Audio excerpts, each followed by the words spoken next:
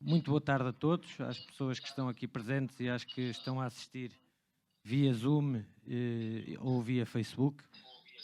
O meu nome é Filipe Figueiredo e sou, neste momento, Presidente da Direção da Associação de Pais da Escola Portuguesa. É com muito gosto que realizamos esta conferência e que vejo a adesão que tem. Queria, antes de mais, agradecer à Fundação Rui Cunha pelo apoio que nos deu e por ceder as suas instalações, na pessoa do Dr. Rui Cunha, que está ali atrás, da Dra. Filipa Guadalupe. Queria também agradecer ao Dr. Salles Marques por ter aceito o convite de vir moderar esta conferência, bem como a presença do Sr. Diretor da Escola Portuguesa e da Vice-Diretora, Dr. Manuel Machado e a Dra. Zélia. Agradeço, por último, também ao Dr. Laborinho Lúcio o facto de, muito amavelmente, ter desde o início aceitado participar e partilhar connosco algumas reflexões que vem fazendo sobre a educação. E não me quero alongar mais, porque não foi para me ouvirem que cá vieram. Passo a palavra ao Dr. Salles Marques, que irá apresentar o nosso orador e, de seguida, iniciaremos então a conferência. Muito obrigado e boa tarde a todos também. O Dr. Álvaro Laborinho Lúcio é natural de Nazaré, onde nasceu em dezembro de 1941. É juiz conselheiro, jubilado do Supremo Tribunal de Justiça e vogal do Conselho Superior da Magistratura, professor universitário e escritor. É doutor honoris causa em Educação pela Universidade do Minho. Licenciado em Direito pela Universidade de Coimbra, exerceu a sua magistratura em várias comarcas e funções diversas, como juiz, procurador da República, procurador-geral adjunto, diretor da Escola da Polícia Judiciária e do Centro de Estudos Judiciários. Foi nomeado para o governo do Dr. Cavaco Silva entre 90 e 95, exercendo cargos de secretário de Estado da Administração Judiciária e ministro da Justiça. Foi nomeado em 2003 pelo Presidente da República, Dr. Jorge Sampaio, Ministro da República para os Açores. A sua atividade política prolonga-se e inclui exercício de cargos de deputado da Assembleia da República e Presidente da Assembleia Municipal da Nazaré, eleito como independente nas listas do PSD. Foi condecorado com a Gra-Cruz da Ordem San Raimundo de Penamfor pelo rei da Espanha, Dom João Carlos, e a Gra-Cruz da Ordem Militar de Cristo pelo Presidente Jorge Sampaio. Poderia ficar por aqui, e já muito teria dito sobre a sua brilhante carreira, mas o que o traz hoje entre nós é a sua dedicação à causa da educação e a sua condição de escritor, com diversos livros publicados, de onde destaco a Arte e Cidadania e os romances O Chamador, O Homem que Escrevia Azulejos e O Beco da Liberdade. Gosto particularmente de uma frase sua, retirada de uma entrevista que deu em 2018. Encharcamos as crianças de tal maneira com competências que nunca chegamos a saber quais são as suas capacidades. E a questão é essa, será que a arte nos permite chegar aí? Muito obrigado e tem a palavra Dr. Laborinho Lúcio.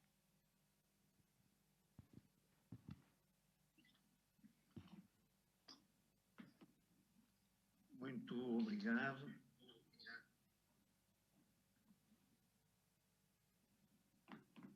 Muito obrigado, uma vez mais. Gostaria, evidentemente, de começar por vos cumprimentar a todas e a todos, por agradecer o convite que me proporciona o imenso gosto de poder estar durante uma boa parte a conversar convosco sobre um tema que nos interpela a todos.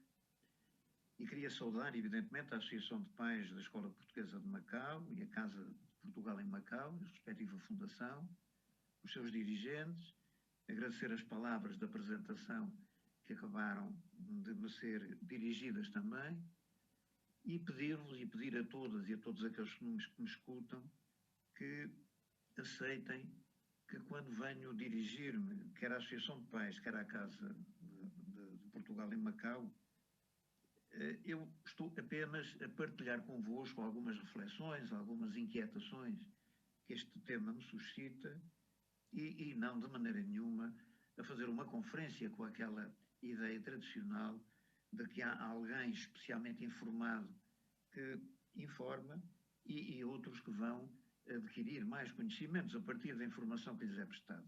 Não é essa a relação que eu gostava de estabelecer convosco, mas sim o de podermos ter aqui um momento que fosse interessante para todos acerca da questão que aqui nos traz, isto é, a relação entre a arte e a educação.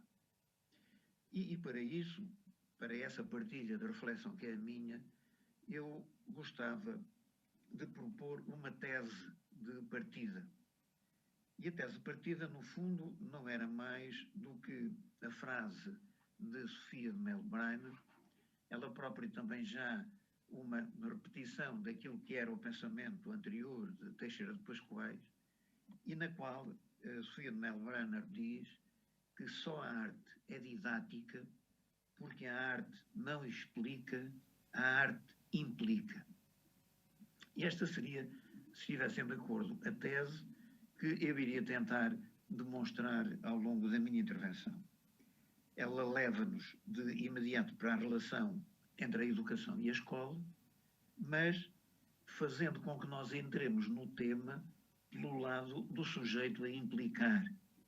Na medida em que se a arte não explica, mas implica, e é por essa via que ela é verdadeiramente didática, então implica quem, perguntamos nós, e teremos de ir à procura do sujeito a implicar nesta relação entre arte, educação e escola. Evidentemente que o sujeito a implicar é o aluno, ou até para sermos mais corretos, os alunos e as alunas, mas teremos a ocasião de lá chegar.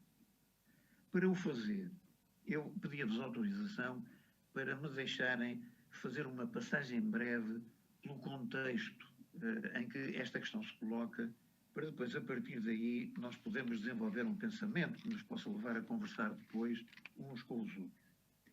E o contexto em que nos encontramos hoje, onde quer que estejamos, e eu estou a falar-vos daqui para aí, na consciência de que aquilo que vou dizer é tão verdadeiro aqui como é verdadeiro aí, eu diria que nós hoje vivemos um tempo que, enfim, em traços muito grossos e por isso muito pouco especificados do ponto de vista da sua desconstrução, nós vivemos um tempo marcado, sobretudo, pela complexidade.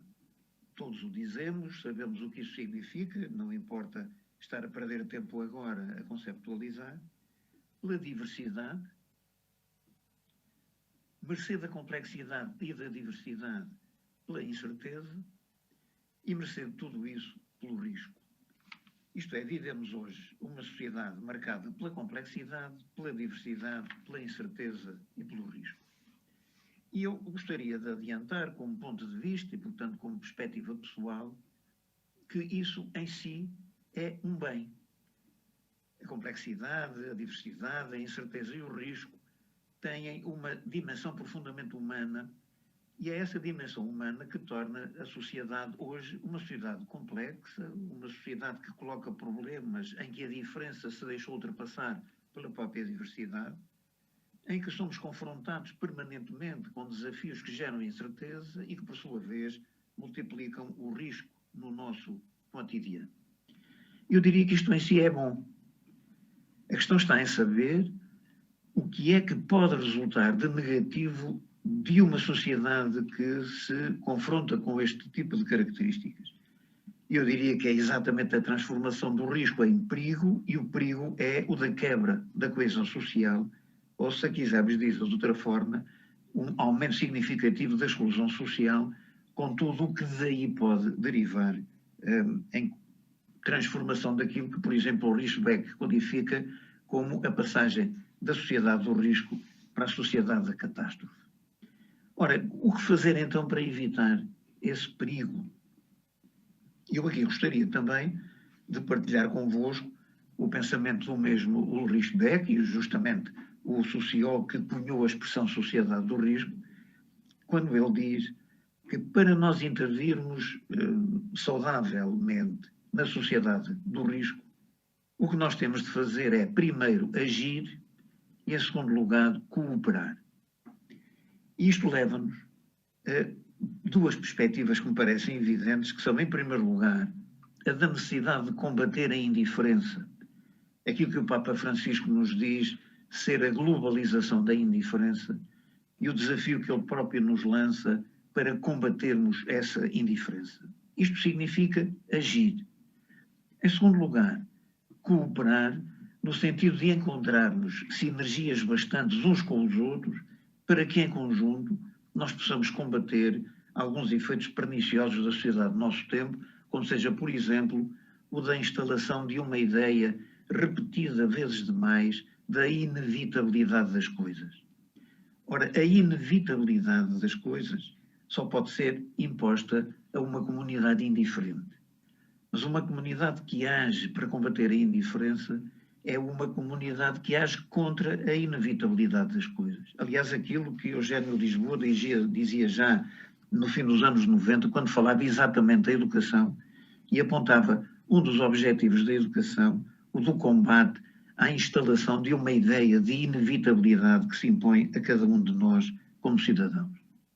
Ora, se esta aproximação ao contexto onde o nosso tema se coloca nos permite dar um avanço significativo para poder avaliá-lo criticamente, eu diria que, ao fazermos este trajeto, nós aproximamos do núcleo duro da cidadania e da consciência verdadeira e própria do que é a cidadania moderna.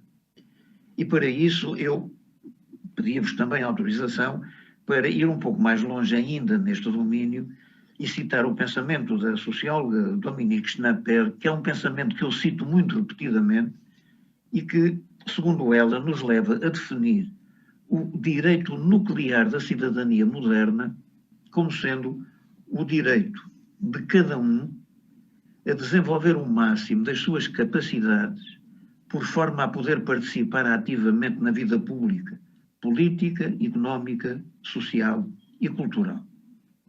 Eu estou na liberdade de repetir a afirmação, o conceito ou a essencialidade deste direito que Dominique Schnapper reconhece à cidadania moderna.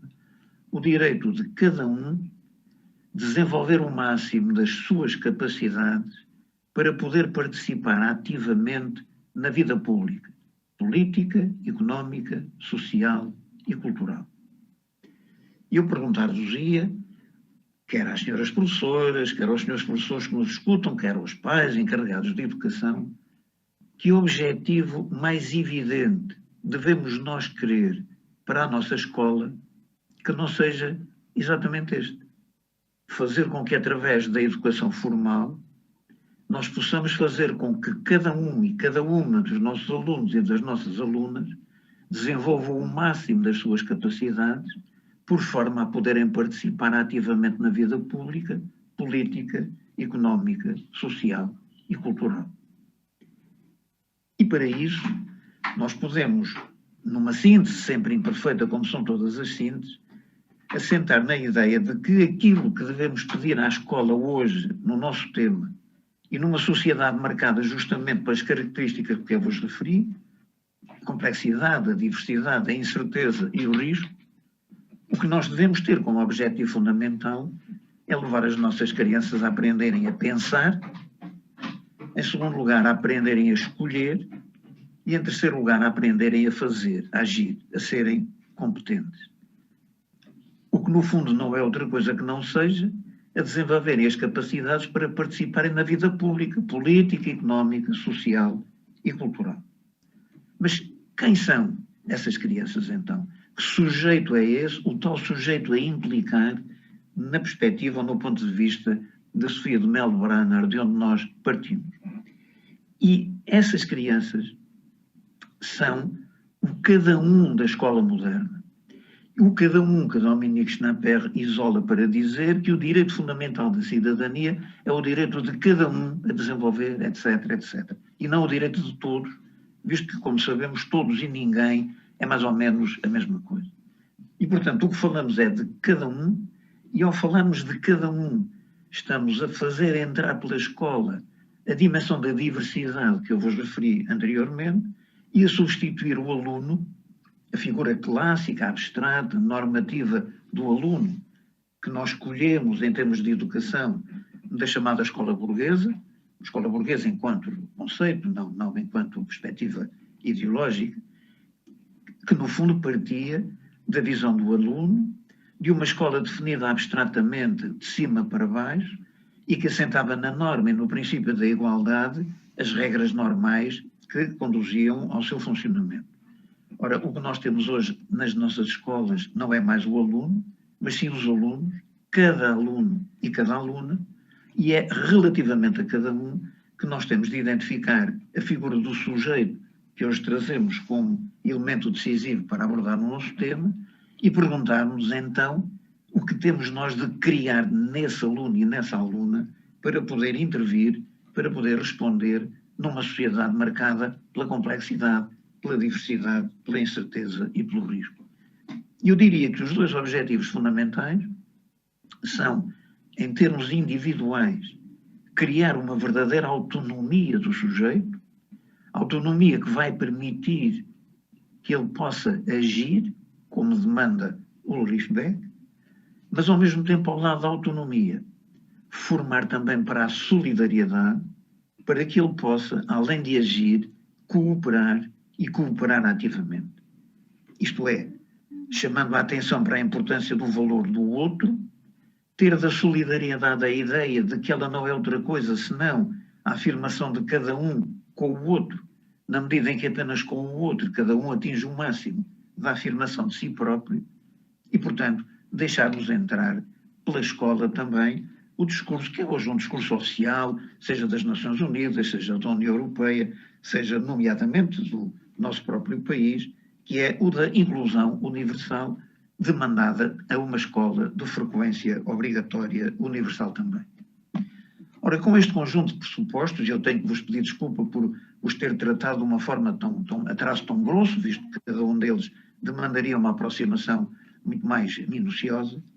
Com este pano de fundo, eu diria que é a altura, então, de entrarmos na escola e de entrarmos pelo lado dos conteúdos, ou das matérias, ou dos currículos, se assim entendermos, e pelo lado dos métodos ou das metodologias na educação.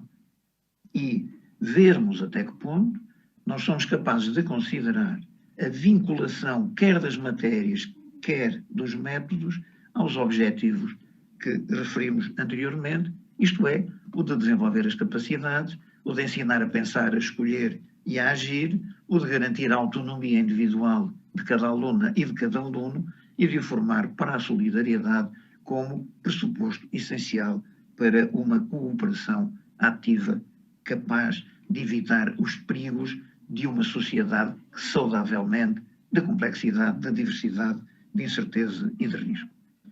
E é aqui que, na minha perspectiva, surge de uma forma exuberante a arte e a relação a estabelecer entre a educação, a escola e a arte. E por aqui regressamos a Sofia Melbrenner e à sua afirmação de que só a arte é didática, porque a arte não explica, a arte implica. E aqui perguntar de que arte estamos a falar. E eu gostaria de tratar esse tema da resposta à questão da arte da qual estamos a falar, dividindo a própria questão e, se quiserem, também a concepção de arte que temos para esta relação dela com a escola em três partes fundamentais. A primeira dela, aquela que para mim é decisiva.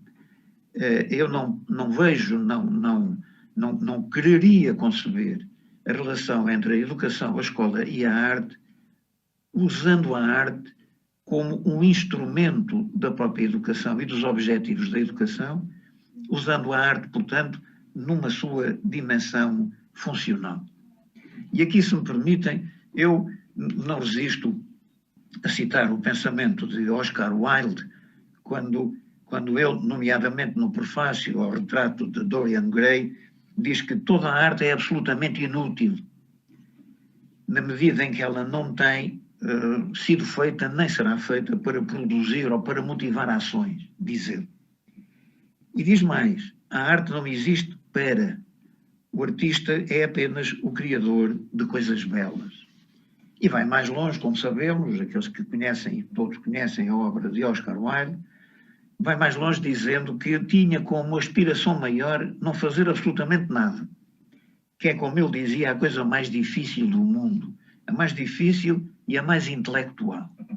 O que não deve perturbar, evidentemente, as senhoras professores e os senhores professores, nem os pais, os encarregados de educação presentes, porque ele próprio continuava e dizia que para Platão e Aristóteles a inatividade total foi sempre a mais nobre forma de energia.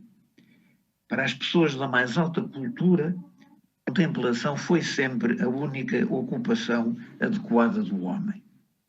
Ora, se nós soubermos isto, e se soubermos que para os gregos a educação tinha uma origem etimológica e que se chamava verdadeiramente ócio, não se falava em educação, falava-se em ócio, e para os gregos o ócio era o campo de excelência para a educação, sendo que aquilo que combatia o ócio, isto é, a educação, era o negócio. É curioso nós puxarmos para os nossos dias esta relação entre o ócio e o negócio, vermos de que lado está hoje a educação e pormos aqui a questão fundamental que possamos extrair deste pensamento e que no fundo é esta, não evidentemente para nos reconduzirmos ao pensamento grego. Hoje, obviamente, ele não tem, nem podia ter atualidade na nossa sociedade e nas nossas escolas, não para termos uma leitura negativa da importância de um negócio, obviamente que não, mas para compreendermos, sobretudo, que temos que estabelecer e temos que o fazer através da educação e, em grande parte, através da escola, uma nova relação com o tempo, com o uso do tempo e com o valor, como dizia Platão e Aristóteles, da contemplação.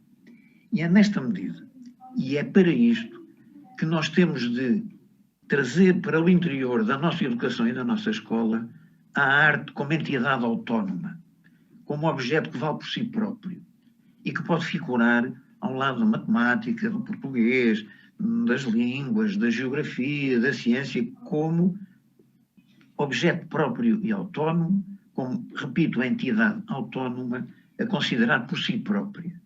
E que, no fundo, estabelece com o sujeito, o tal sujeito a implicar, uma relação de tal maneira fundamental que, sobretudo, o que se deve pedir à educação, em primeira linha, antes de tudo, quando ela se relaciona com a arte, é de que ela, educação, sirva para formar fruidores de arte. Eu lembrei-me do livro magnífico de Teolinda Gerson, A Cidade de Ulisses, quando a certa altura ela diz que a fruição de uma obra de arte é um encontro, um corpo a corpo, entre duas pessoas, duas subjetividades, duas visões. E vai por aí fora, levando-nos ao encontro do conhecimento da arte e ao encontro dessa instrumentalidade, aí sim, ou se quiserem, desse instrumento de que cada um dos fruidores dispõe para a sua relação com a arte e que é exatamente o da interpretação. Como sabeis, melhor do que eu, a relação do público com a obra de arte é uma relação que demanda do público a sua capacidade de interpretação. E é essa interpretação que vai dar a dimensão última, final, da própria obra de arte. Ora, neste romance de Teolinda Gerson, nós estamos a trabalhar à volta dos museus e das pessoas que interagem no interior dos museus.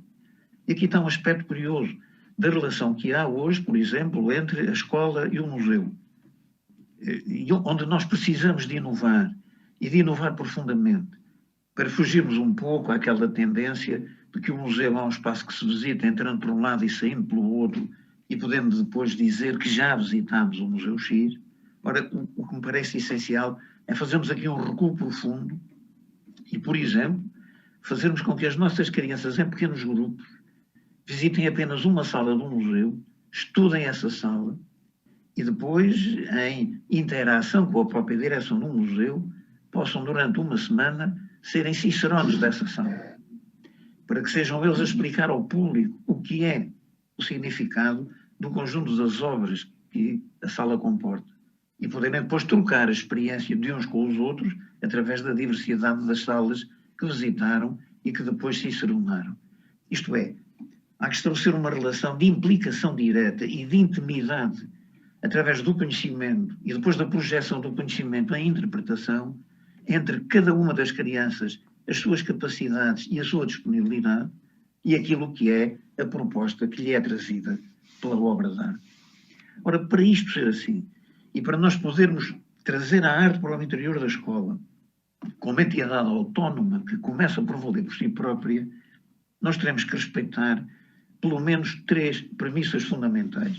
Eu aqui seguia o pensamento de Elisa Marques, que até há pouco tempo foi entre nós quem esteve à frente do programa de educação estética e artística do Ministério da Educação. E diz ela que as 3 premissas fundamentais para a aprendizagem da arte como fruidor, como público, são, em primeiro lugar, criar nos alunos vontade e necessidade de contactar com a arte. É muito interessante dizer isto, porque já Ortega y Gasset dizia, quando falava de educação e quando falava de educação da ciência, ele dizia de uma forma bem interessante e bem atual hoje, que nós não devemos ensinar às crianças as ciências porque elas são necessárias. Nós devemos ensinar, primeiro que tudo, às crianças a necessidade das ciências. Porque criando a necessidade das ciências, elas rapidamente libertam o desejo de aprender a própria ciência. No fundo, o que estamos a dizer aqui, não devemos, até no domínio da ciência, explicar. O que devemos primeiro é implicar para explicar depois. E daí que a primeira premissa seja justamente essa, criar nos alunos vontade e necessidade de contactar com a ciência. Depois, em segundo lugar, compreender a relação com a arte por forma a valorizar esta em si mesma e não como auxiliar de outras matérias. É o que acabamos de dizer no desejo de reconhecermos a autonomia, a arte enquanto objeto próprio do estudo no interior da escola. E, finalmente, garantir um acesso à linguagem intrínseca e específica da arte, na medida em que, só assim, nós podemos libertar uma verdadeira interpretação. Isto é, chegamos aqui, nós poderíamos concluir que o primeiro objetivo da escola, quando falamos de arte, é formar públicos, formar fruidores, formar conhecedores de arte e, portanto, formar cidadãos críticos. Aquilo que, no fundo, estava no pensamento de Paulo Freire, quando ele falava de consciência crítica e não, então, ainda em pensamento crítico, e quando ele dizia que essa consciência crítica era fundamental para combater o silêncio. Ora, é curioso nós ligarmos o pensamento de Paulo Freire e a sua consciência crítica como forma de combate ao silêncio daquilo que eu estou a tentar dizer-vos, colocando em lugar da consciência crítica ou com ela o pensamento crítico para combater a indiferença. O que significa que a escola encontra também no conhecimento da arte e na formação sobre a arte, encontra aquilo que no fundo é o desígnio de formar crianças com pensamento crítico, com consciência crítica e, portanto, com capacidade de combaterem o silêncio. Eu diria que um professor hoje, perante uma criança desobediente, não deve ter como objetivo transformá-la num aluno obediente.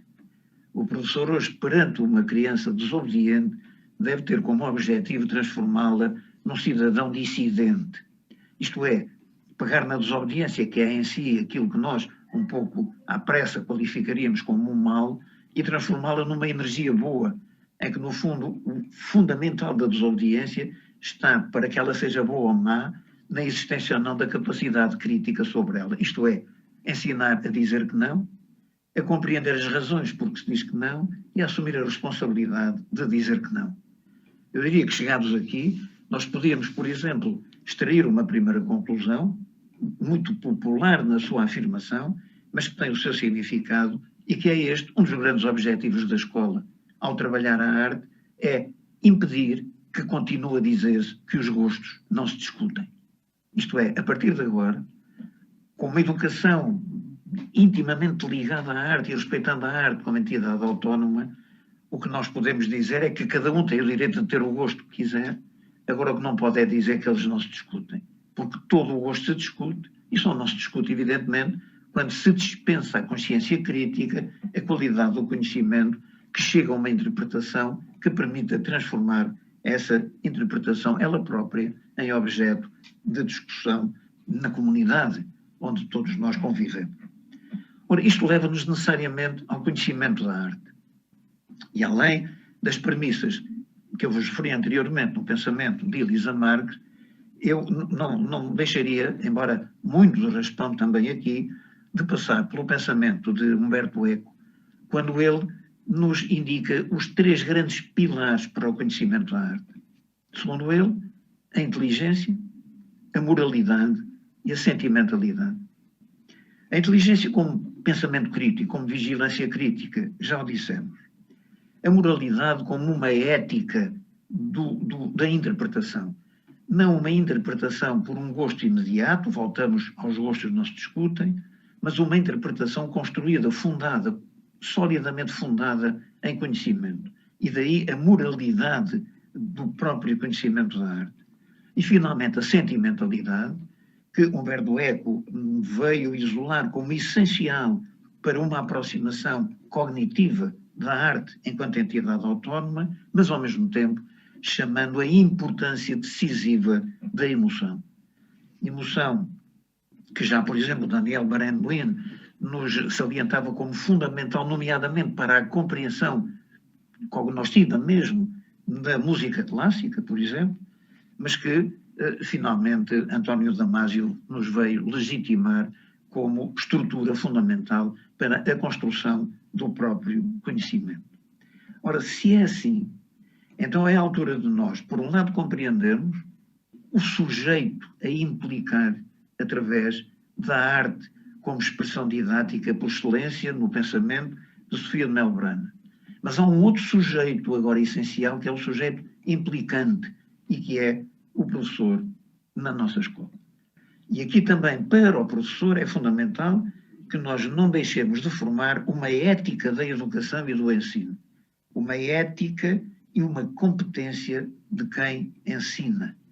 E este ensino da arte, que ao contrário do que alguns pensam, pode ser feito pelos professores no interior da escola, desde que eles tenham a formação adequada para o efeito. É esse o trabalho que, em parte, o Ministério da Educação tem tentado desenvolver no seu programa de Educação Estética e Artística.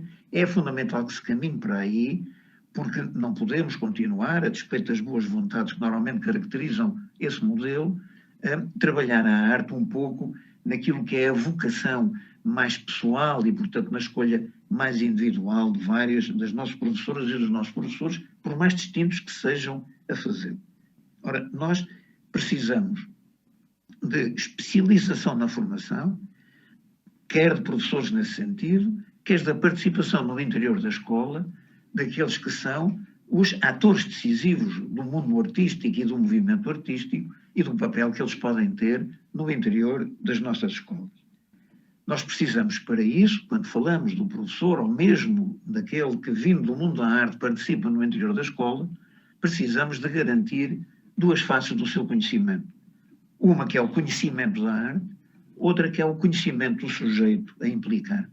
O conhecimento da criança e do jovem e a possibilidade de, através desse conhecimento, saber definir o diálogo a estabelecer na relação que se traduz por aquilo que, no fundo, é a didática, ou, se quisermos, neste aspecto mais, a própria pedagogia. Eu gosto de citar sempre o pensamento de Agostina Bessa Luís, quando ela colocava uma oposição, aqui relativamente às pessoas, todas elas, entre aquilo que marca a contradição que elas têm de resolver no seu cotidiano de vida, em que ela, por um lado, chamava aquilo que ela designava pela imposição do desejo do ser e, ao mesmo tempo, como obstáculo a uma afirmação livre da imposição do desejo do ser, é o princípio da imposição da ordem. E ela dava-nos a noção da contradição entre o máximo de liberdade na imposição do princípio do desejo do ser e o máximo de restrição dessa liberdade através da imposição do princípio da ordem. E ela dizia que esta contradição só se pode resolver salvaguardando sempre 2 aspectos fundamentais, o da ética e o da liberdade. Ora, é aqui que nós vamos encontrar a criança.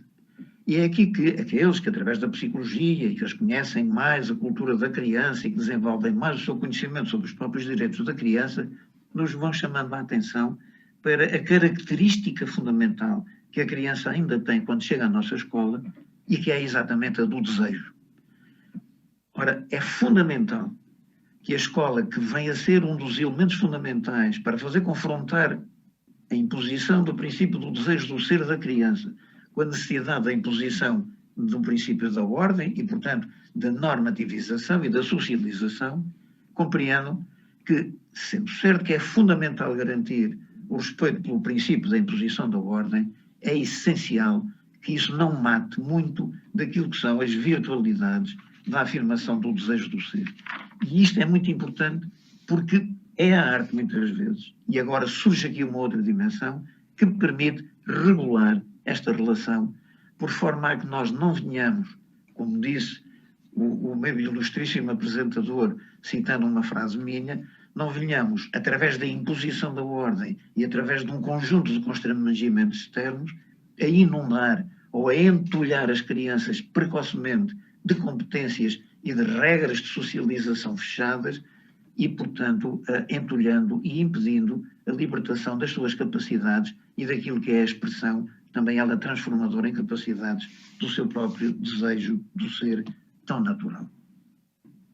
Se isto é assim, ou se isto pode ser assim, e mais uma vez são muito redutores os argumentos que eu vos apresento para concluir que, na minha perspectiva, assim deverá ser, nós podemos dar um segundo passo e chegar a uma outra dimensão da arte na sua relação intrínseca com a educação e com a escola.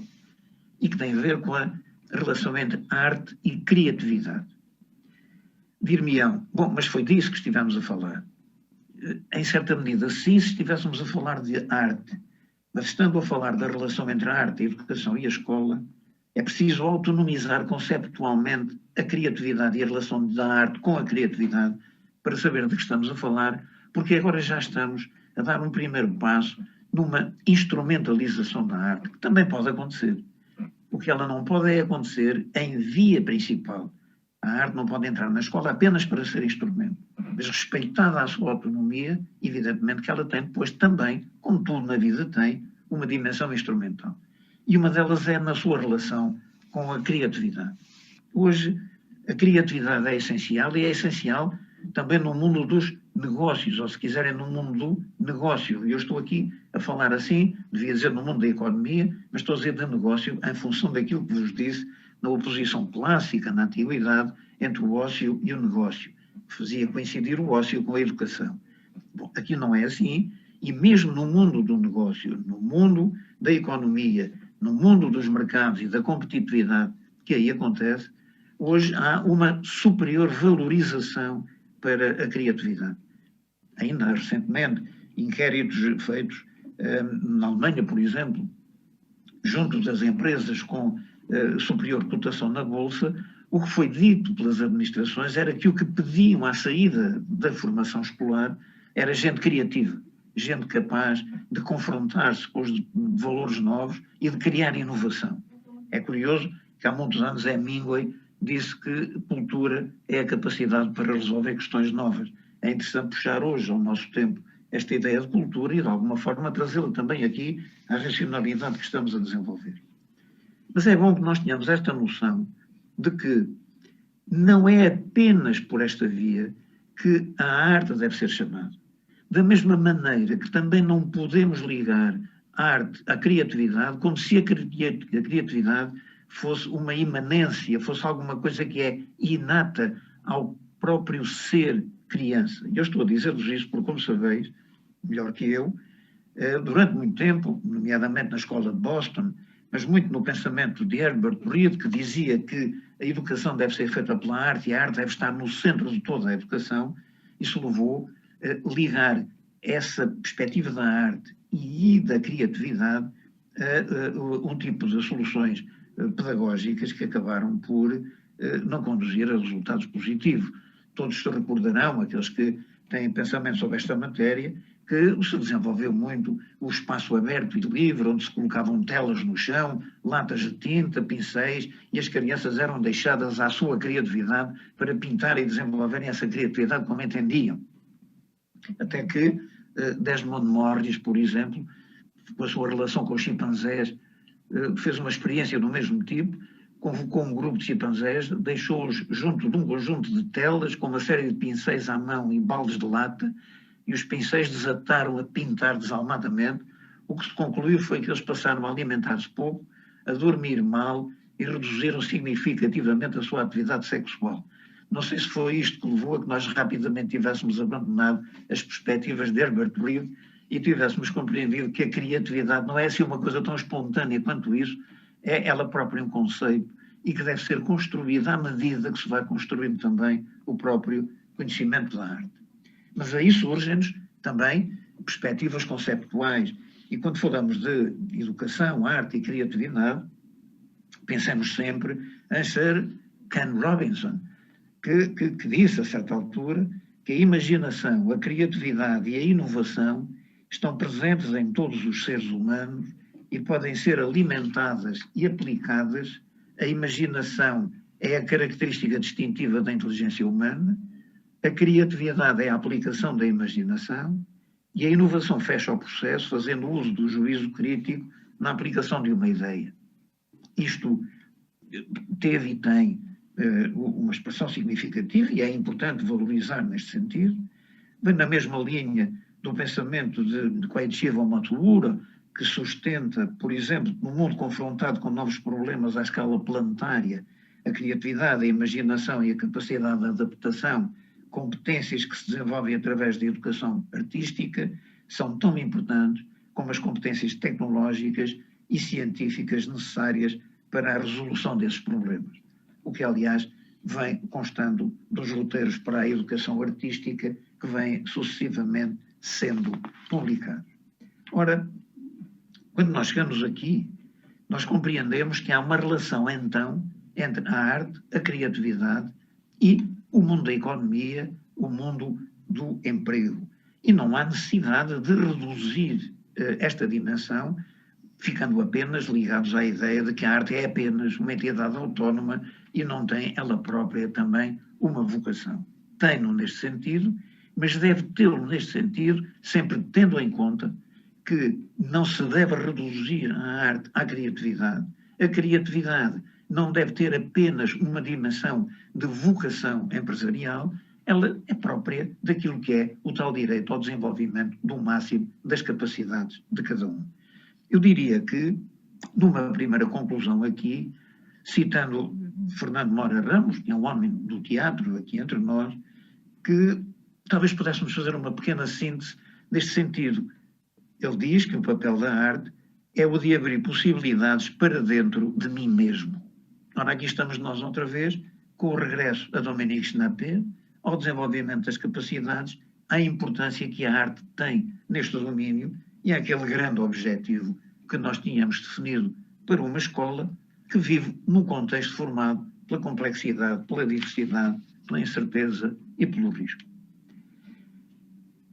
Um outro ponto em que a sociedade dos nossos tempos vem fazendo afirmações com algum sentido de definitividade é o da renovação da distinção entre o certo e o incerto. Hoje voltamos a ter à nossa frente a ilusão de que podemos caminhar para a certeza das coisas. Isso que nos era apresentado numa perspectiva filosófica mais clássica é hoje apresentado através daquilo que é a nossa aproximação ao digital, à inteligência artificial e à possibilidade de virmos a atingir, fora de nós, a certeza das coisas.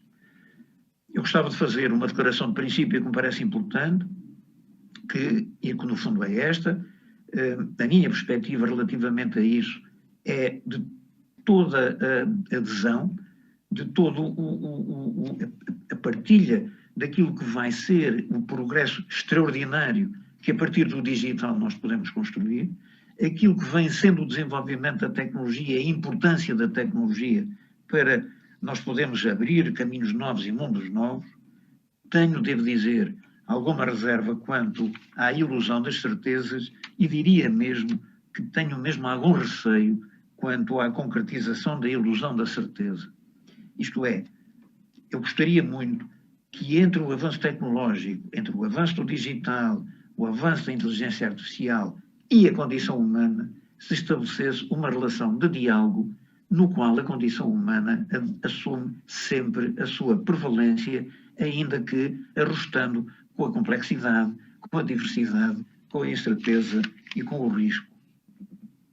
Eu, por exemplo, estou a falar-vos sem qualquer suporte tecnológico, uso-o uma vez ou outra, mas gosto de dizer, e repito com muita frequência, repetindo uma pequena experiência que tive há pouco tempo, numa intervenção na Fundação Gulbenkian, em que uma daquelas jovens que são sempre muito diligentes a apoiarem-nos naquilo que são os suportes técnicos que nós precisamos, me perguntou, o senhor doutor traz PowerPoint?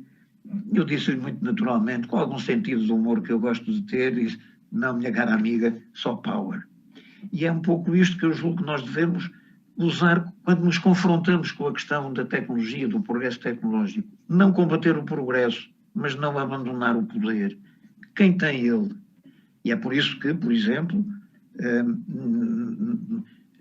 a grande questão que se põe hoje perante as tecnologias de informação, perante a biotecnologia, perante as redes sociais e as comunicações das redes sociais, é exatamente essa. Não é o problema de saber qual o problema que resulta delas, é o problema de saber qual a nossa relação com elas, quem detém o poder sobre tudo isso. Para nós podermos dizer que se um dia chegarmos a uma ditadura digital, é bom que tenhamos a consciência de que o que está errado não é o digital, mas sim a ditadura. E no fim de contas, este problema não nos leva muito longe daquilo que foi já, nomeadamente no século XIX, com início um pouco antes, mas com expressão maior no século XIX, o grande conflito que então era justamente entre ciência e arte. E agora nós temos aqui um outro conflito que pode ser entre arte e progresso tecnológico, se quiserem, nesta dimensão que eu vos dei, ao progresso científico que conduz a esta dimensão. Eu citava muito rapidamente, porque julgo que é interessante, o pensamento do Prémio Nobel da Medicina, de François Jacob, quando, a certa altura, ele escreve: o trabalho científico está inexoravelmente ligado à ideia de um progresso, enquanto em arte nada há de semelhante. Uma obra de arte verdadeiramente acabada nunca será ultrapassada, nunca envelhecerá, enquanto que em ciência cada um sabe que mais cedo ou mais tarde a sua obra dará lugar a outra. E isto porque toda a obra científica dá origem a novas interrogações, porque é essa a sua função. Por outras palavras, Beethoven não ultrapassa Bach, nem Picasso ultrapassa Rembrandt, da mesma maneira que Einstein ultrapassa Newton. Coisa que Victor Hugo resume assim: Pascal, o sábio, está ultrapassado. Pascal, o escritor, nunca o estará. E, portanto, é bom que nós não percamos esta relação entre ciência e arte e, portanto, reconduzindo-nos uma vez mais à velha questão da relação entre o verdadeiro e o belo. O verdadeiro que nos é dado pela ciência e depois pela progressão da tecnologia, pela certeza que está como objetivo final do progresso, e o belo, que é aquilo que, no fundo, está ligado profundamente à arte como entidade autónoma.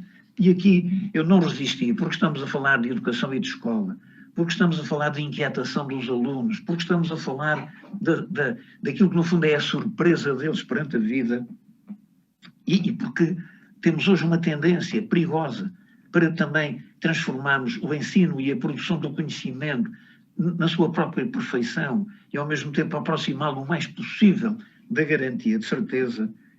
Eu era capaz de vos pedir autorização também para perdermos 2 minutos, e eu estou muito perto de chegar ao fim, perdermos 2 minutos a falar da perfeição em arte. Leonard Bernstein crê que a obra perfeita será aquela que nós não podemos de modo nenhum imaginar diferente daquilo que é. E é muito curioso dizer isto, porque se nós não podemos de modo nenhum imaginar diferente daquilo que é, cá estamos nós a ser convocados como sujeito. Isto é, no fundo, agora que chegamos aqui, já podemos, com as avaliações que fomos fazer pelo caminho, dizer que então Leonard Bernstein diz que a obra perfeita é aquela que cada um de nós, conhecedor da arte, preparado para a interpretação, não pode, a partir dessa interpretação, imaginar diferente daquilo que é. E é tão curioso isto, que enquanto uns entendem que a pintura Las Meninas é a mais bela pintura do mundo, outros, que também pensam assim, vêm dizer que o Aguadeiro de Sevilha é a obra perfeita de Velázquez, quando Velázquez é, no fundo, o autor de Las Meninas, e então não se percebe como é que Las Meninas é a obra mais bela de pintura do mundo e, ao mesmo tempo, a melhor obra do mesmo autor é o Aguadeiro de Sevilha. Ora, nós não precisamos de ficar aqui presos pela contradição. Precisamos é de ficar aqui entusiasmados com a contradição. Isto é, nós estamos num mundo onde a certeza é ela própria um desafio em que ela própria e o seu contrário fazem parte da própria dimensão cognitiva da arte. Por exemplo, a Vitorino de Almeida diz ele, a obra perfeita será a sonata em si menor de Liszt. Mas é o mesmo Vitorino de Almeida que confessa que se lhe perguntarem qual é a profissão de Verdi, ele responderia de imediato, músico. Mas se lhe perguntarem qual é a profissão de Wagner, ele hesitaria um pouco e responderia gênio. Mas logo a seguir acaba por nos dar uma informação que contraria esta, dizendo ele que um dia perguntaram a Rossini o que pensava ele de Wagner. E Rossini respondeu, esse rapaz tem momentos inesquecíveis. Lamentavelmente, também tem horríveis quartos de hora. E até o próprio Wolf, que nunca conseguiu a projeção fantástica que ele desejava na música, não deixou de dizer de Brahms que ele era um homem de gênio, felizmente sem nenhum jeito para a música. Como veem, portanto, nós estamos num terreno onde isto só transmite saúde, transmite dimensão humana. E isso é extraordinário, porque é isso que nos leva ao verdadeiro confronto entre o prazer, o conhecimento, o verdadeiro e o belo, e à expressão da relação entre o verdadeiro e o belo, que o próprio François Jacob nos transmite também, quando nos dá conta do discurso aos estudantes de Paris, feito em 1893 por Émile Zola, quando Émile Zola perguntava, a ciência prometeu a felicidade? E logo respondeu ele próprio, prometeu a verdade. Mas a questão está em saber se alguma vez se fará a felicidade com a verdade. E é por isso que quando nós falamos em arte e conhecimento, temos de saber compreender, por exemplo, o pensamento de La Rochefoucauld, quando um dia disse que se não tivesse havido romances de amor, o amor seria desconhecido. Ou quando o nosso Oscar Wilde garantiu que em Londres não havia nevoeiros antes do pintor Whistler os ter retratado em tela. Ou até nós podemos dizer que o que seria das janelas de Lisboa sem António Guto ou sem Maluda. Ora, isto significa o quê? Onde é que eu queria chegar aqui? Que, no fundo, nós estamos, através da arte, no campo nuclear da condição humana e do ser humano. A arte como forma de transcendência terrena dessa qualidade humana e dessa condição humana. E aqui nós podemos então concluir que o pensamento crítico, a escolha, a consciência crítica, esta dimensão de transcendência, são elas próprias a coesão forte que define o verdadeiro sentido da humanidade. E podemos continuar a apostar com Edgar Morin, quando ele nos dá os 7 pilares para a educação no século XXI, quando ele diz que devemos caminhar sempre para o respeito pela humanidade como comunidade de destino. Ou, se quisermos, retermos as palavras de Michael Epstein, quando ele nos diz que a educação é uma coisa de humanos com humanos para o bem da humanidade. Eu tinha agora aqui o terceiro capítulo, breve, para vos falar agora sim já da arte e da sua experimentação, isto é, das expressões artísticas e do modo como elas se manifestam no interior da escola. Eu vou fazer a correr, depois no debate podemos ir mais longe, não quero maçar-vos mais ainda do que já vos macei até aqui, mas gostaria de vos sugerir apenas isto, e deixo à vossa consideração, obviamente, sabeis disto muito mais e muito melhor do que eu. Eu não creio que a escola deva servir para fazer simulacro de artistas, para a manifestação dos talentos, que no fundo acabam por ficar sempre muito limitados à dimensão crítica dos respectivos pais ou encarregados de educação. Eu julgo que isso pode ser alguma coisa que depois resulta do conhecimento da arte e que então pode depois encaminhar-se para os domínios em que a educação artística é já uma educação específica, seja através da subsidiariedade, seja através da formação especializada no domínio da arte. Mas na escola não. A experimentação deve ser ela própria uma forma de chegar outra vez ao conteúdo da arte. E aqui há aquilo que me parece fundamental na escola, que é o trabalho sobre o processo de criação artística, sobre a compreensão do que é o processo da criação artística. E nesta medida, evidentemente que é fundamental que a criança experimente, mas que experimente nesse sentido, através da simulação, se quiserem. E isto pode acontecer nas artes plásticas, para onde a criança aprenda a diferença entre o olhar e o ver, e este ver o possa levar a uma interpretação concreta, em que ele possa ensaiar, testar, com certeza que sim. No teatro, por exemplo, onde é muito importante compreender a importância da voz, a compreensão do diálogo, a própria perspectiva global através do tempo do que era o teatro e, portanto, a própria experimentação da performance e da representação, como acontece hoje, na dança e por aí fora. Eu estou agora a ser muito rápido a correr aqui, mas sempre que isso acontece, com uma nota sobre quem é o autor que se está a trabalhar, quem é o artista de que se está a falar, como se evoluiu historicamente relativamente a esse assunto, como é que há algum conhecimento sobre a história de cada uma destas expressões artísticas. E aqui é a relação entre o artista e a sua cultura. Nós temos muitas vezes o hábito de trabalhar a obra de determinados autores, mas raramente trabalhamos a pessoa do autor. E é muito importante isso, porque para a criança e para o jovem isso é um estímulo de implicação imenso. E, portanto, elas quando fazem a representação, quando fazem a simulação de pintura, quando fazem a simulação de bailado, elas devem ser reconduzidas a fazer perguntas, a pôr questões, exatamente para que possam verdadeiramente implicar-se. E, portanto, aí elas vão criar uma cultura estruturada, sobretudo em conhecimento, numa dimensão universalista do conhecimento e no desejo de ouvir a conhecer. Eu contava-vos um episódio rapidíssimo numa sessão há pouco tempo, numa escola de ensino profissional, em que uma senhora professora jovem se manifestava incapaz de conseguir ter algum sucesso. Ela tinha a seu cargo a história do teatro. Era a disciplina.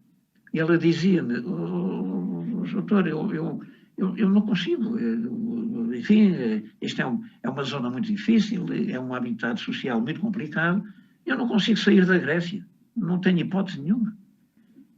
E o que é que eu hei de fazer? Isso é que foi mau, porque eu podia ter, enfim, dito alguma coisa de mais abstrato, mas quando ela me perguntou o que podia fazer, criou-me ali uma dificuldade. E eu dei-lhe uma sugestão e disse, doutor, já experimentou dar-lhe a história do teatro de trás para a frente?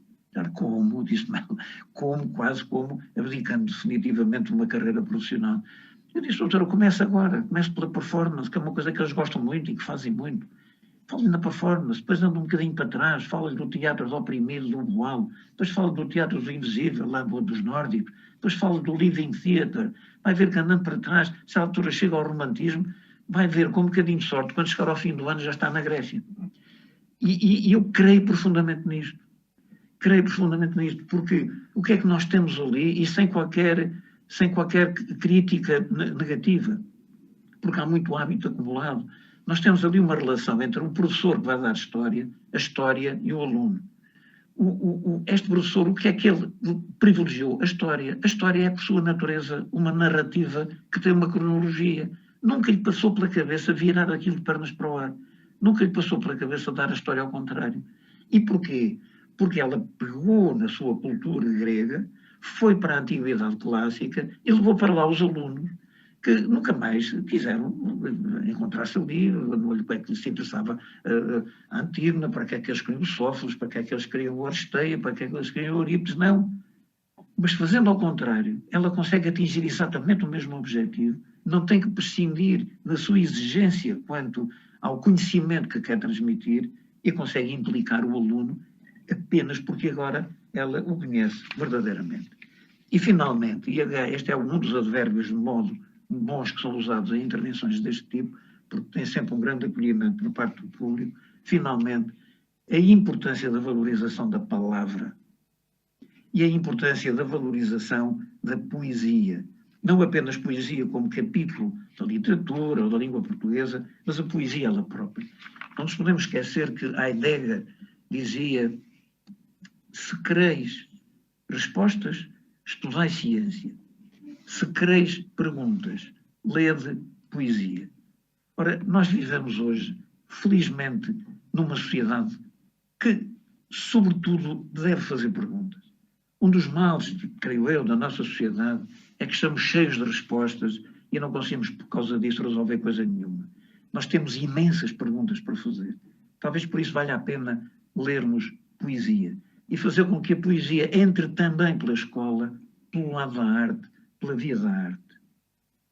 E então eu diria que para isto é muito bom nós podemos chegar a um espaço, e agora estou a falar de Macau e estou a falar da Escola Portuguesa de Macau, podemos chegar a um espaço onde nós sentimos, mesmo sem estar aí, pelos poucos contactos que foi possível ter, que há um papel significativo da comunidade educativa, da comunidade que envolve a escola, da comunidade que se interessa na escola, desde logo a partir das associações de pais ou da associação de pais, mas em geral de outros instrumentos e de outros elementos da comunidade.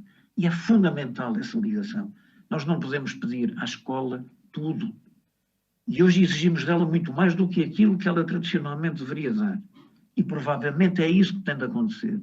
Mas é fundamental que estabeleçamos com ela, enquanto comunidade, um contrato, um pacto de cumplicidade e não um pacto de aversão ou de conflitualidade.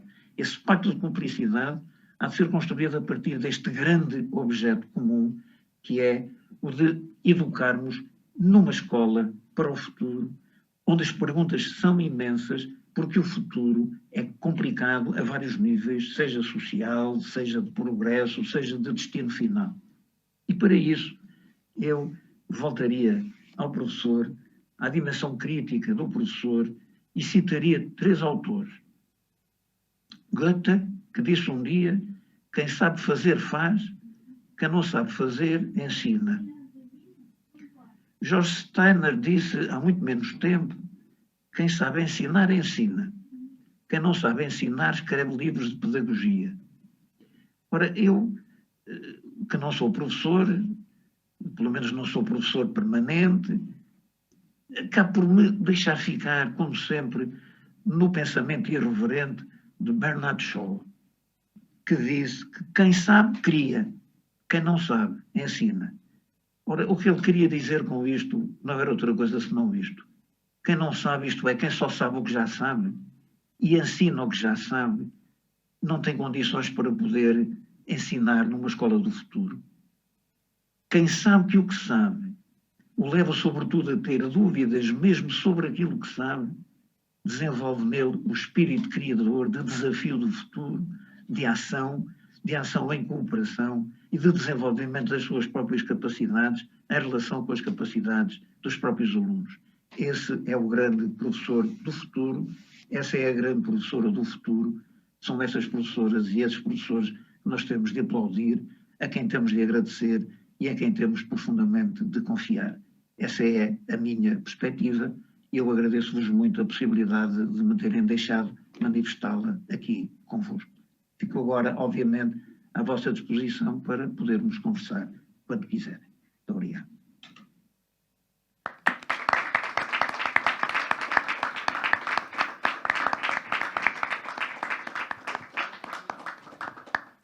Doutor, já agora, não sei se... Deixa eu ver. Agora está-me a ouvir?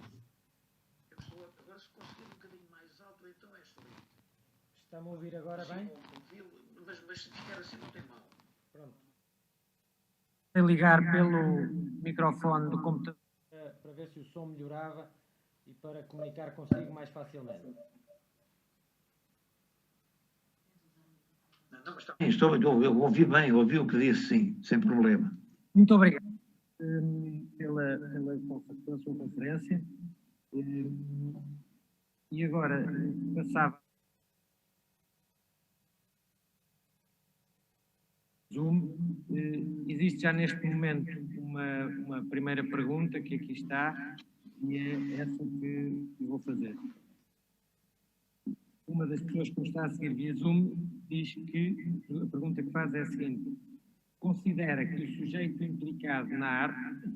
Dr. Filipe Figueiredo, tente falar um bocadinho mais alto, mesmo que fique muito alto aí, porque eu estou a ouvi-lo muito sumido lá ao fundo. Eu agora percebo as palavras, mas não consigo ouvi-lo bem. Vou tentar então.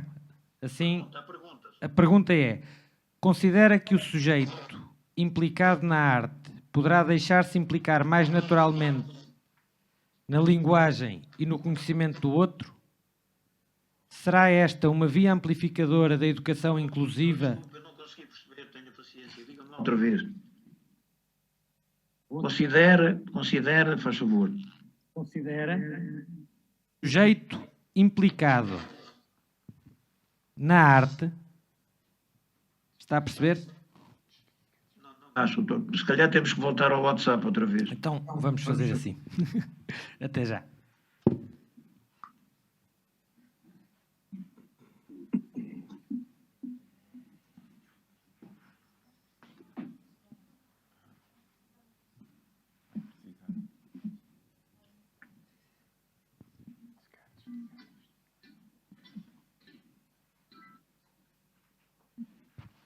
Sim.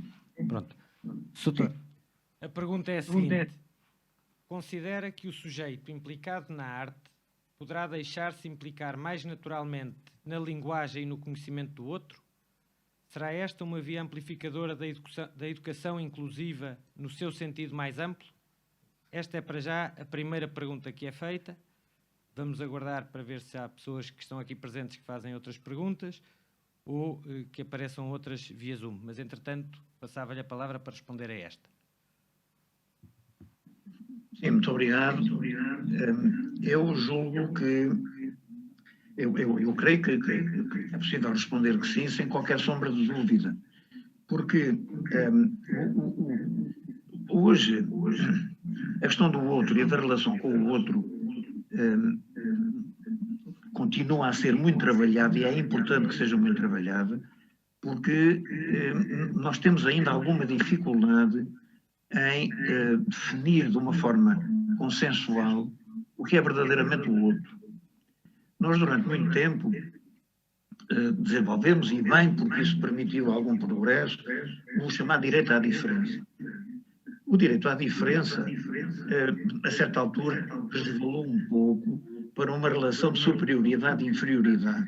Isto é, era aquele que correspondia ao padrão, que aceitava nas margens do padrão o diferente e que, portanto, tolerava a diferença, incluindo-a na ordem, mas ficava com poder sobre ela. A pouco e pouco desenvolveram-se duas outras perspectivas. Uma, a da diversidade, e a diversidade tem esta vantagem: a diversidade torna todos iguais na sua diferença. Cada um é como é e é diverso do outro. Isto não tem a ver com o relativismo pós-moderno, é outra coisa, não vamos agora por aí. Tem apenas a ver com a identificação do outro como um diverso.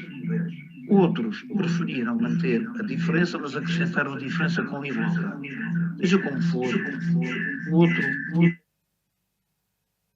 que reconhecer como eu.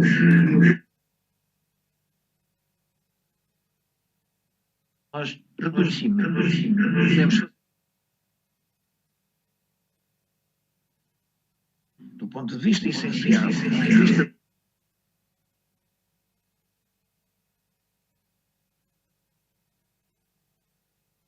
dá o direito à autoridade, o direito à igualdade na relação e, nessa medida, aquilo que é a nossa capacidade de interação com o diverso.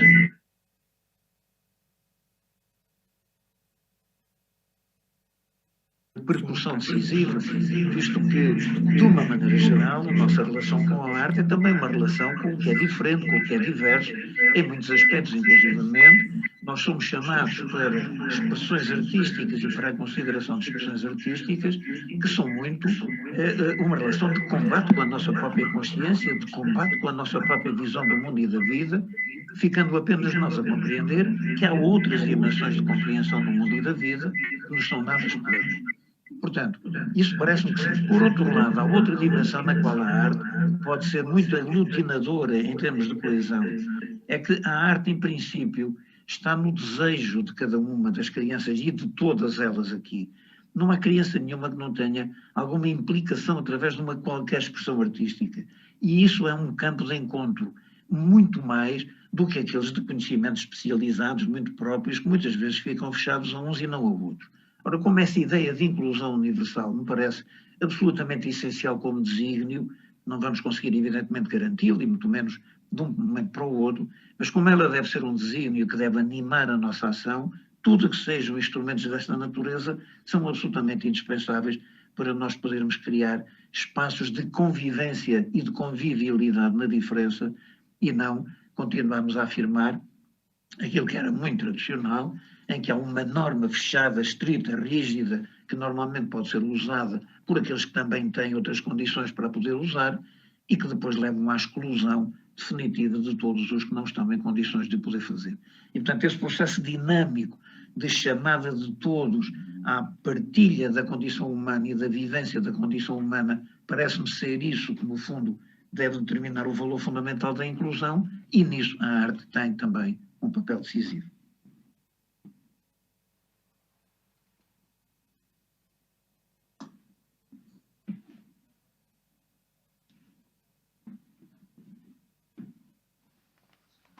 Se há alguma pergunta aqui da sala? Sim, pode ser.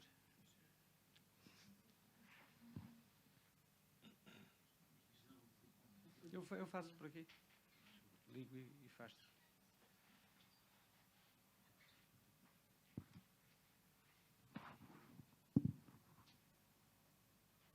Pronto, doutor, entretanto está aqui mais uma pessoa que irá fazer uma pergunta. Vamos só aguardar. Aquilo que eu, já agora aproveitando a oportunidade, a pergunta que lhe fazia neste momento, atendendo à especificidade de Macau e àquilo que acabou de dizer sobre a linguagem, e onde numa mesma escola confluem várias culturas, várias línguas maternas, a pergunta que eu lhe faço é esta. Poderá a arte ser um denominador comum ao nível da educação quando existe uma diversidade tão grande?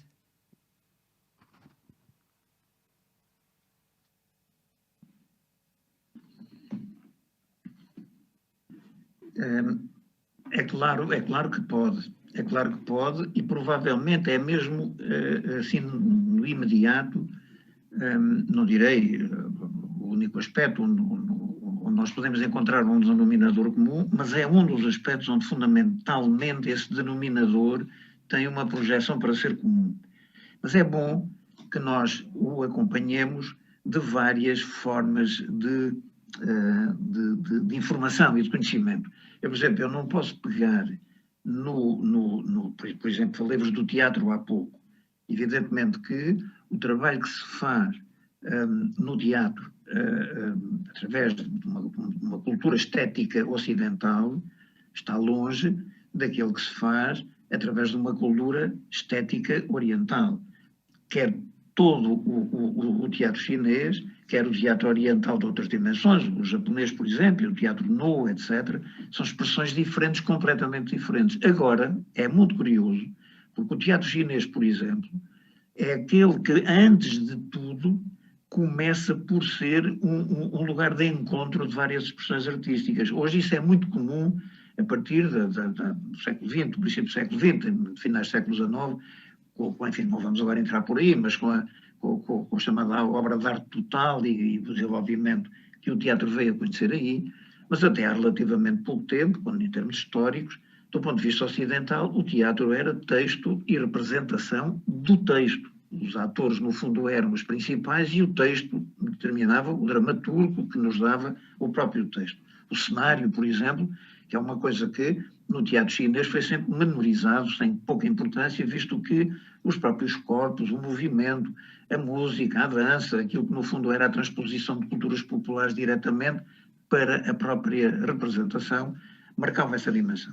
Ora, nós não podemos passar isto sem dar informação sobre isto e sem podermos despertar o interesse nuns por aquilo que é a manifestação dos outros. E, portanto, é preciso saber também, quando falamos de escola, nós estamos a falar hoje desde a pré-primária até ao fim, bem, neste caso concreto, o secundário, poderíamos ir até ao fim do superior.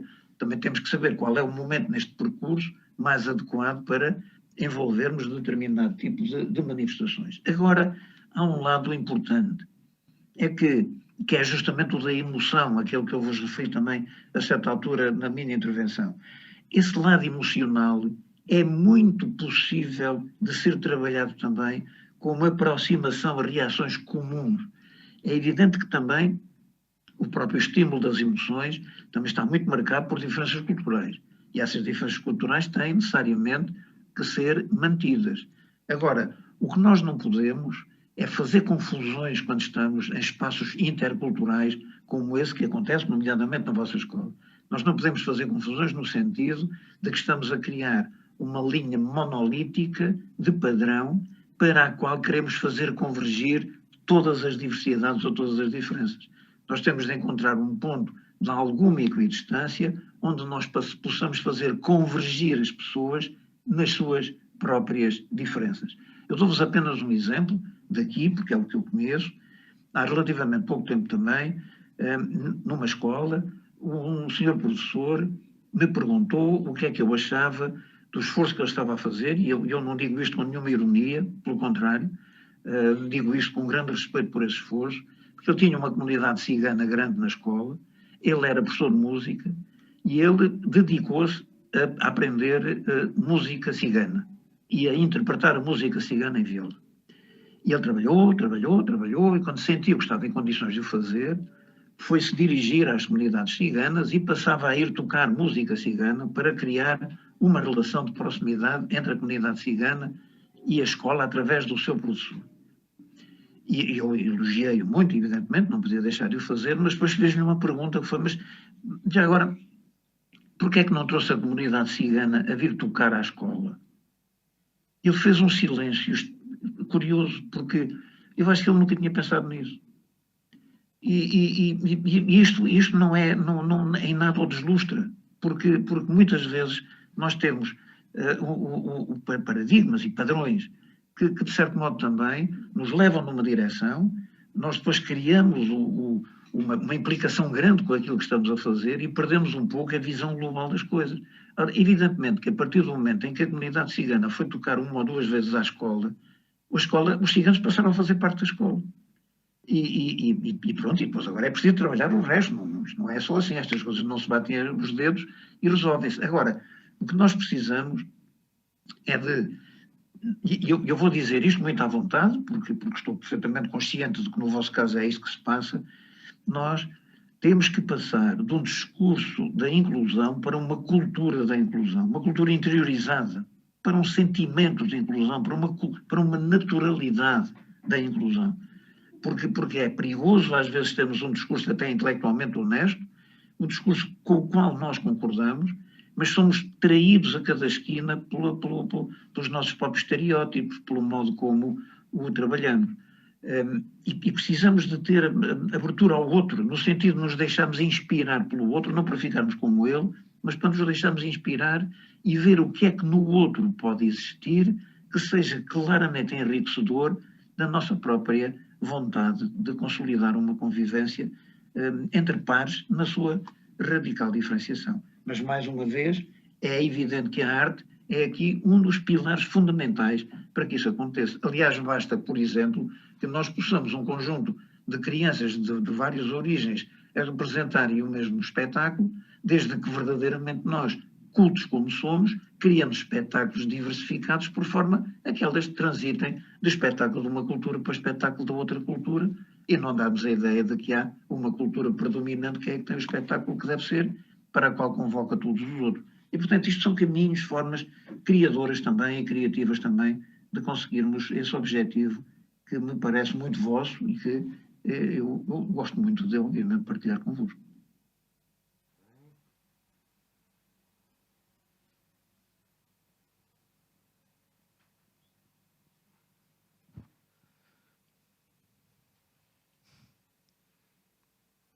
Sim, doutor, duas perguntas aqui de uma pessoa que, neste caso, está aqui na sala.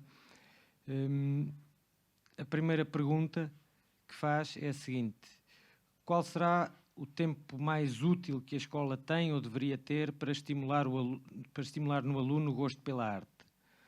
Entrando os alunos às 8 horas e saindo todos os dias depois das 4, às vezes, tendo aulas às vezes até às 18, qual era para si o tempo ideal para esse estímulo? E se os horários existentes não são excessivos? E depois uma segunda pergunta, em que está de certa forma interligada, que é: qual é a disponibilidade da escola para sair da fixação de transmitir conteúdos programáticos para a avaliação dos mesmos?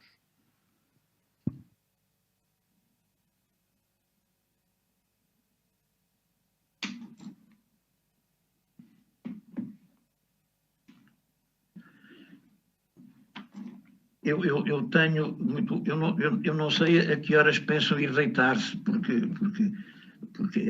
mas eu vou tentar, apesar de tudo, responder em tempo de vos permitir, enfim, um uso do vosso tempo que não seja inconstitucional. Vamos lá ver.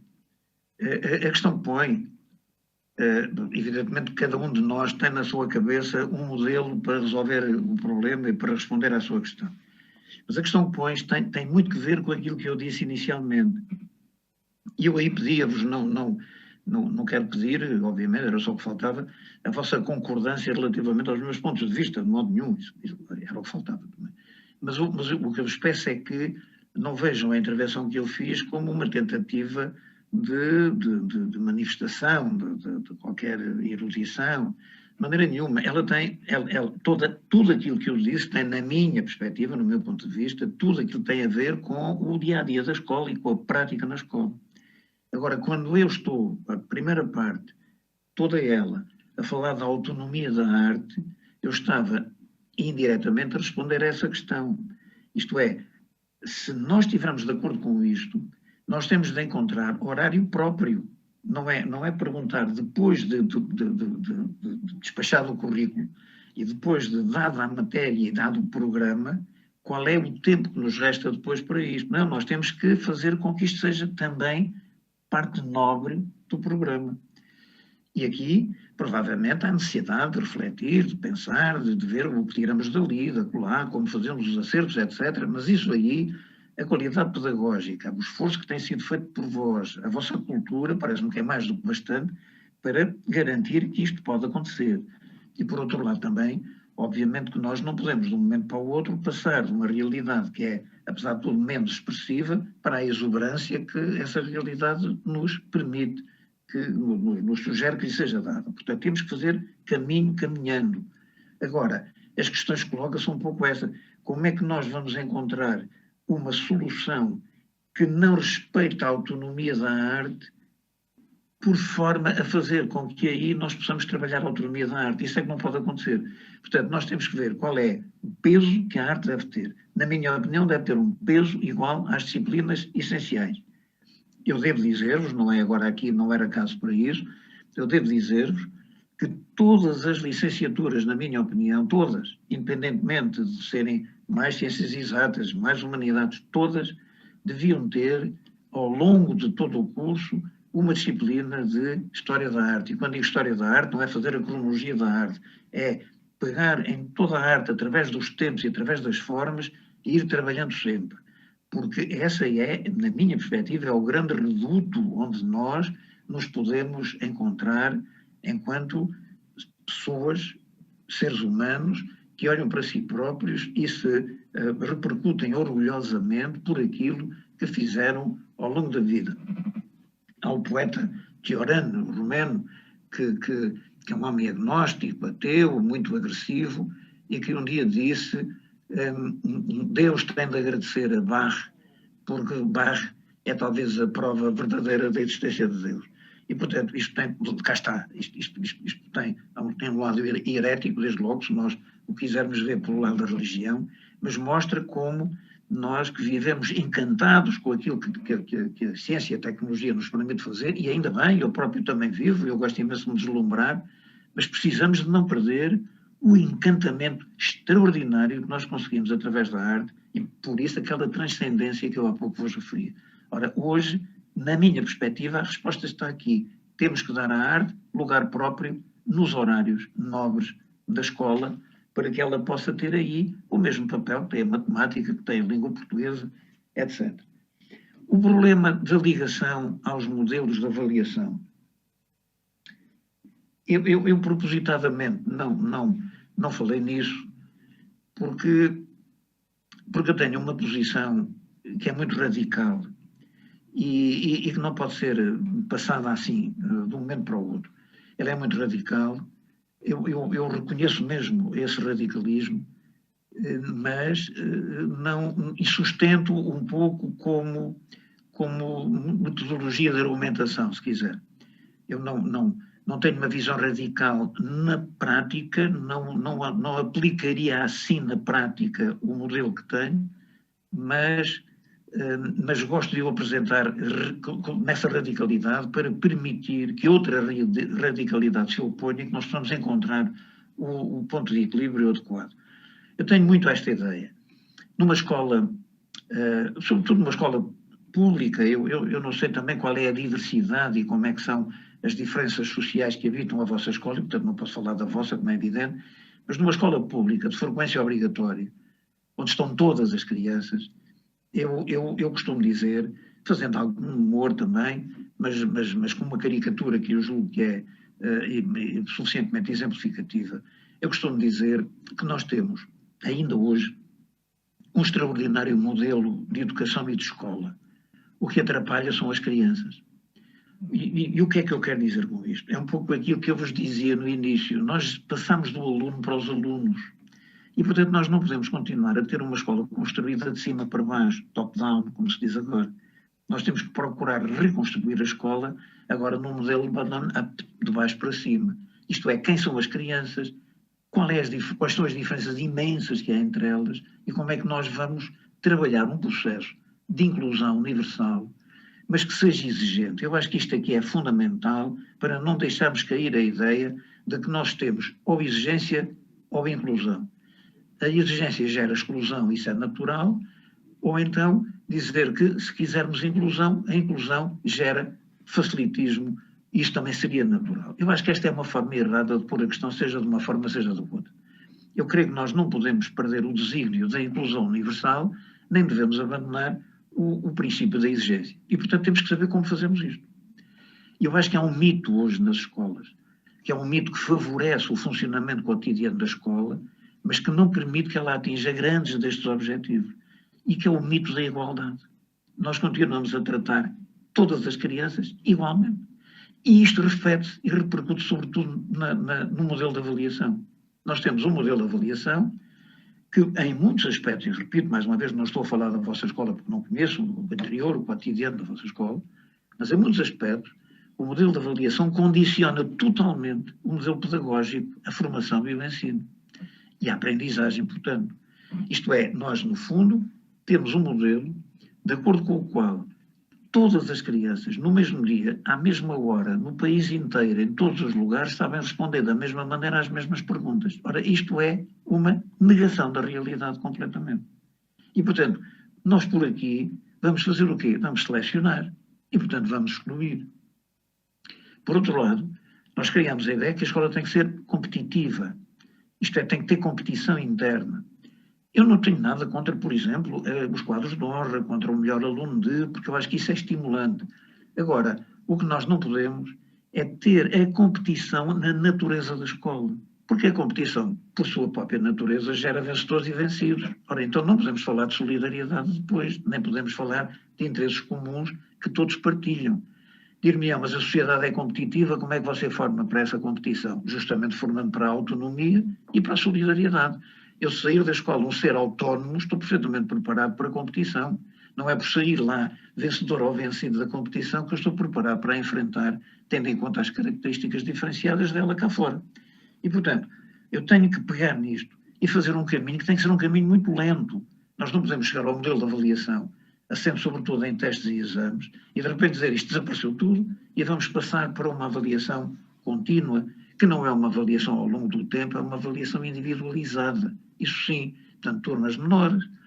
Provavelmente, o desaparecimento dos anos letivos e ter apenas grandes ciclos e as passagens serem feitas entre ciclos, porque o ano letivo muitas vezes não permite a progressão de um mau aluno que, quando está a começar a arrancar a progressão, chegou ao fim do ano. E, portanto, o trabalho que é preciso fazer perante ele para lhe dar confiança, para fazer com que ele seja capaz depois de progredir e atingir o não insucesso, que também não é necessariamente a mesma coisa do sucesso máximo que nós temos. E, portanto, este é um campo que eu gostaria muito que fosse colocado à consideração do pensamento e do pensamento crítico dos professores e das professoras, que são quem mais diretamente lida com ele. E é por isso que eu me coloco na posição radical, no sentido de dizer, enquanto nós mantivemos um modelo que temos de testes e de exames, nunca teremos uma inclusão universal na nossa escola.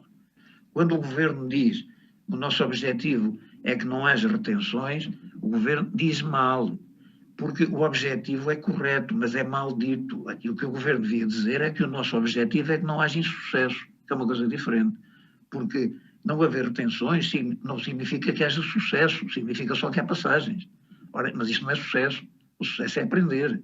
E, portanto, aprender é que é fundamental. Ora bem, e, portanto, o que é preciso dizer é isto. Nós temos que ter um modelo em que não haja insucesso e não um modelo em que não haja retenções.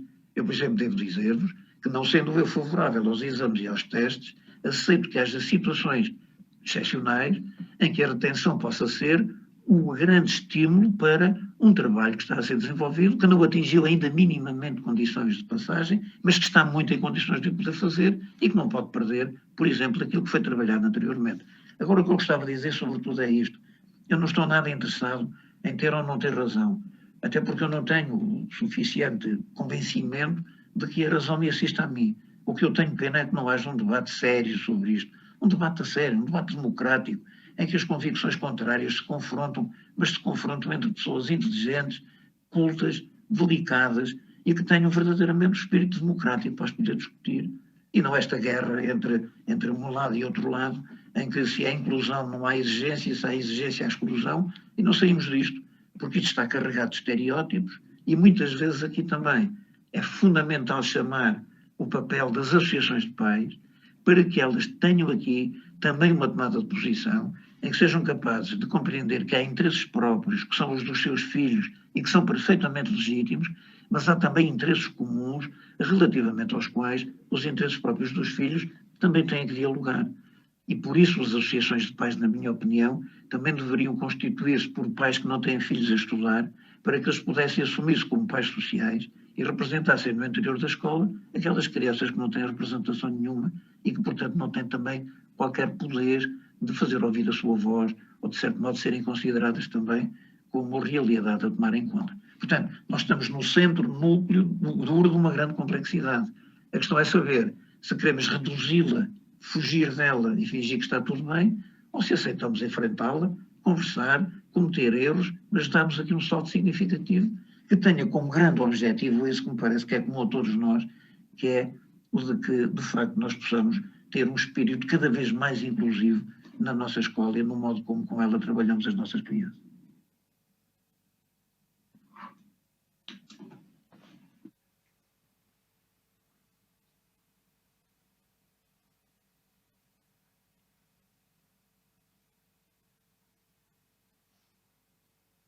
Sim. Doutor, muito obrigado. Também não queremos cortar-lhe a hora de almoço. E uma vez que vai terminar, a última palavra tem que ser a sua, como é evidente. Tem que ser necessariamente a sua. E, portanto, é só uma palavra para vos dizer que não estando aí, não podendo estar convosco, não tendo esse prazer, dizer-vos que tive muitíssimo gosto em ter podido falar convosco e pedir-vos uma vez mais que não me tenham escutado como se eu estivesse a falar para vós.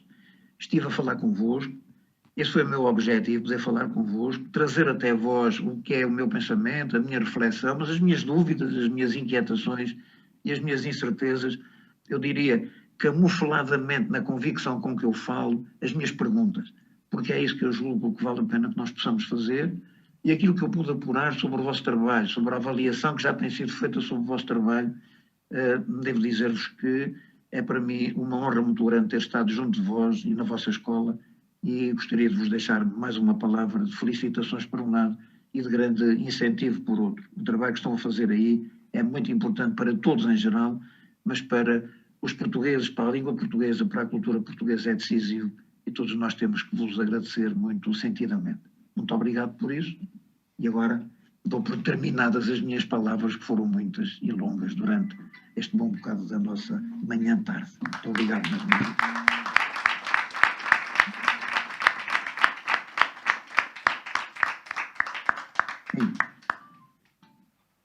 Sim?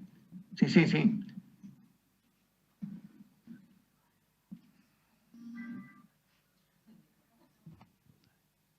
Estou? Sim. Muito obrigado pelas suas palavras, muito obrigado pela conferência e por tudo aquilo que aqui nos disse e que tantas dúvidas também nos sobressaltam, e é bom ver que às vezes dúvidas que a escola tem, que os pais têm, que são partilhadas internacionalmente e também por si. Resta-me agradecer a presença de todos. A Associação de Pais está muito grata por ter aceito o nosso convite e passava ao Dr. Salles Marques para dar as palavras finais. Muito obrigado, Dr. Sr. Doutor, apenas 2 palavras, porque já muito foi dito. Nós estamos verdadeiramente sensibilizados pela forma como partilhou connosco o seu pensamento, dialogou connosco, e isso é fundamental. E acabamos de ouvir uma grande lição, uma verdadeira aula magna, como foi há pouco dito, e, portanto, esperamos que num dia não muito distante, e quando as coisas todas melhorarem e pudermos viajar, que tenhamos o prazer de o receber aqui em Macau e na Escola Portuguesa de Macau. Muito obrigado. Haja. Muitíssimo obrigado.